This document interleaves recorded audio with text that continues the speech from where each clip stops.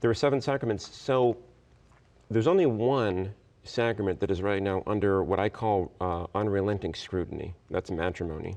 So when you talk about, I think at the top, the number of annulments, I can't remember the year, but 72,000 annulments in 1 year. That's 144,000 people had their marriages annulled in 1 year. We wouldn't do that for baptism. We wouldn't do, so think, if you look at it this way, do we want people worrying if their baptism was valid? If their penance 28 years ago was valid? Do we want that? We don't want that, and God doesn't want that. God doesn't want us to live that way. Our faith offers us a certainty, and I think what has happened is that the annulments have gotten so easy to obtain in the last 50 years or so. I mean, think about, again, those numbers.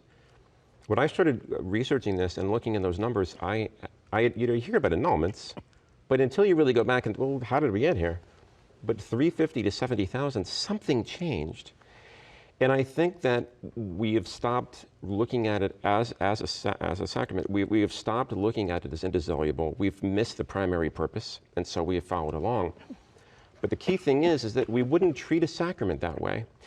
Many times, in many cases, the first time a couple will talk to their priest, the marriage is already in trouble. The marriage should be nourished in the parish prior to that. But the idea is that when they go in, what happens in many cases is that the priest will hand them a brochure, check these boxes, maybe your marriage is not valid, let's go over this, do any of these apply to you? Well, I gotta be honest, after 25, 30, 35 years, and you're asking people about the state of mind they had, really? I mean, it's hard to sort of think back that far.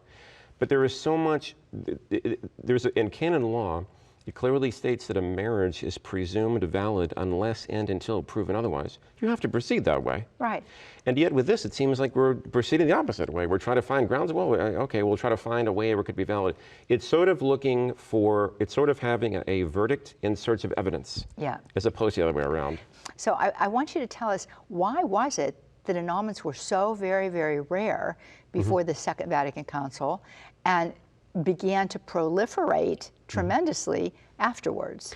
So I would look at it this way. So the Second Vatican Council, the documents I think are very beautiful. Things could have been stated better. That's true. I guess we could say that for a lot of documents in church history. But Vatican II did not redefine matrimony, and it's very important because there were sort of people on, left, right, and center of this issue that are insistent that Vatican II redefined matrimony. Vatican II did not redefine matrimony, even though things could have been stated more clearly. Largely what happened is that in the late 60s, there was a petition to the bishops to change what's called the American procedural norms. And so some of the things changed all that. I talk about this in some detail in the book. But the norms changed where there wasn't you didn't need quite as much evidence to find a marriage null. The number of judges was lessened. And so when these things changed, within 2 years, we went from about 350 annulments to over 5,000.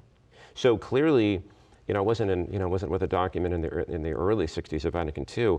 It was what actually happened following Vatican II with a change in these. But from there, it just got exponential, and there was just more and more and more, to the point where, as we talked about, this was a verdict in search of evidence. And so rather than following canon law, which was to presume that marriage is valid unless and until proven otherwise, the opposite seemed to be the case.